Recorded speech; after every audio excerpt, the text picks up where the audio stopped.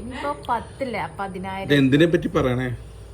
എന്റെ സാജി ഡിസൈൻസിൽ 4000 ഫോളോവേഴ്സ് ചെറിയ കാര്യമായിരിക്കില്ല. കാണിച്ചേ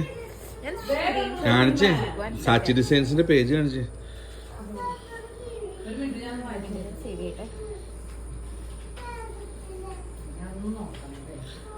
ഒന്ന് കാണിച്ചു തരുമോ? വീഡിയോ എടുത്തോണ്ടിരിക്കുക.